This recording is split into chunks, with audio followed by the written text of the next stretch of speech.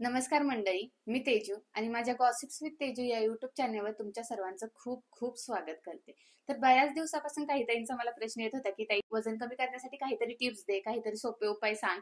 तर आज मी तुम्हाला वजन कमी करण्यासाठी काही सोपी आणि परिणामकारक अशा टिप्स तुम्हाला या व्हिडिओमध्ये देणार आहे. तर चला सुरू करूया आपला व्हिडिओ. तर टिप नंबर 1, पाणी भरपूर प्या. दिवसभरात आपल्याला जेवढं जास्त पाणी पिता येईल तेवढं जास्त पाणी पिण्याचा प्रयत्न करा. तसं आपण दिवसभरामध्ये 3 ते 4 लिटर पाणी पिणं खूप गरजेचं आहे. प्लेट लहान करा, प्रमाण कमी करा. नेहमी जेवणासाठी ना छोटी प्लेट वापरत जा, जास्त मोठं ताट वापरत जात जाऊ नका.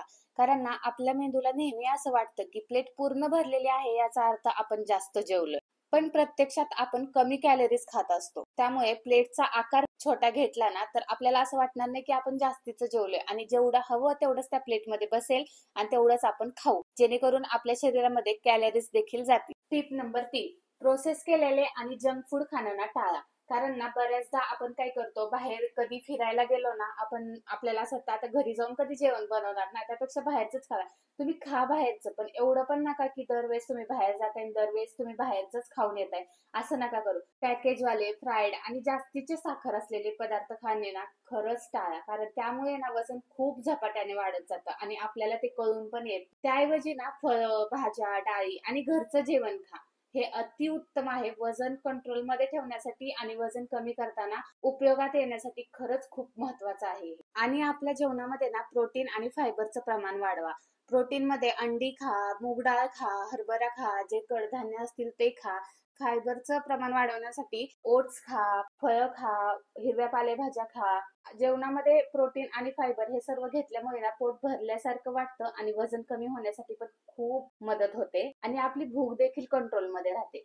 टिप नंबर 5, रोज रात्री 7 ते 8 तास झोप घेणं आणि आपलं स्ट्रेस कमी ठेवणं खूप महत्वाचं आहे. वजन कमी करण्याच्या या जर्नीमध्ये आपली जर का झोप व्यवस्थित होत नसेल तर आपण दिवसभर आळशी राहतो आणि रात्रीचं न झोपल्यामुळे आपल्याला सकाळी वेळेवर जाग येत नाही आणि आपण लेट उठतो. त्यामुळे आपला नाश्ता स्किप होतो. त्यानंतर जेवणाचं टाइम होतं, जेवणाच्या टायमिंगला आपण कधी कधी नाश्ता करतो आणि नाश्त्याच्या टायमिंगला आपण झोपलेलो असतो. तर ही गोष्ट करणं खरंच टाळा. रोज रात्री 7 ते 8 तास झोप घेणं कधी स्किप करू नका. आणि आपली झोप जर का कमी असेल ना तर आपल्या शरीरातले हार्मोन्स जे असतात ना ते बिघडतात आणि त्यामुळे ना आपलं वजन ना झपाट्याने वाढायला लागतं. ते आपल्याला समजून येत नाही, पण ते थोडं थोडं थोडं करत नाही, ह्या गोष्टी वाढत जातात आणि जेव्हा आपलं वजन जास्त वाढतं तेव्हा आपल्याला वाटतं की अरे आपलं वजन वाढलंय.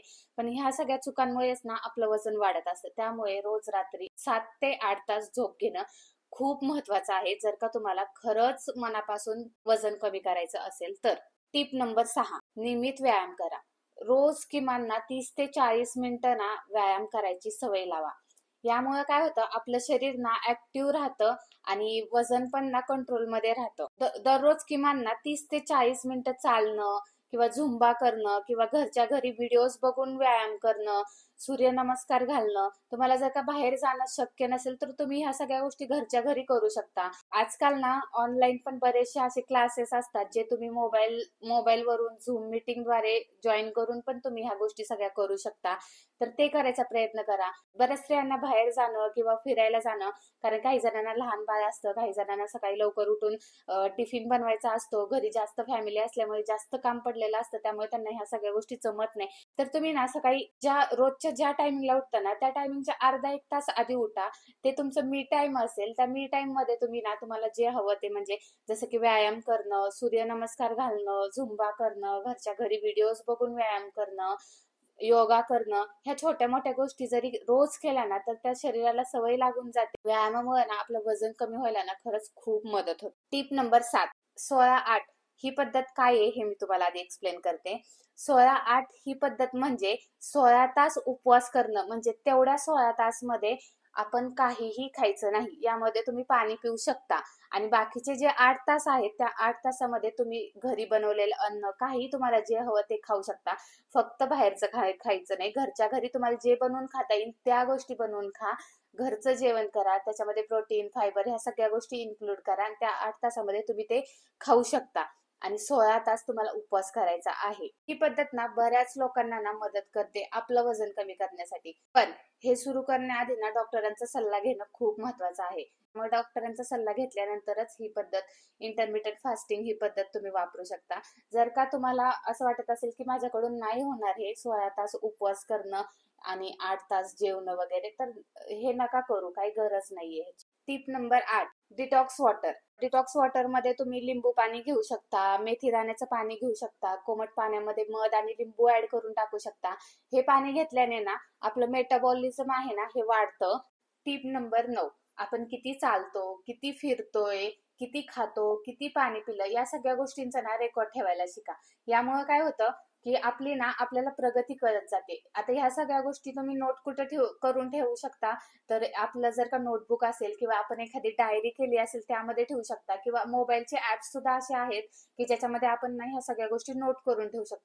शेवटची आणि सगळ्यात महत्वाची टिप म्हणजे टिप नंबर 10, स्वतःवर प्रेम करा. वजन कमी करणं ना हा फक्त एक प्रवास आहे, त्यामुळे ना अजिबात घाई करू नका. स्वतःला ना मोटिवेट करत राहा या जर्नीमध्ये. मित्रांनो, वजन कमी करणं म्हणजे फक्त शरीर बदलणं नाही, तर हेल्दी आणि एनर्जेटिक होणं आहे. या टिप्स पाळा, सातत्य ठेवा, परिणाम हळूहळू का होईना पण नक्की दिसतील तुम्हाला. जर तुम्हाला हा व्हिडिओ थोडा सुद्धा उपयुक्त वाटला असेल तर एक लाईक करा, एक शेअर करा आणि चॅनल सबस्क्राईब करायला विसरू नका. अशाच नवनवीन व्हिडिओ सोबत आपण भेटत राहूया. आणि तुम्हाला काही अजून प्रश्न असतील तर मला कमेंटमध्ये नक्की विचारा. धन्यवाद.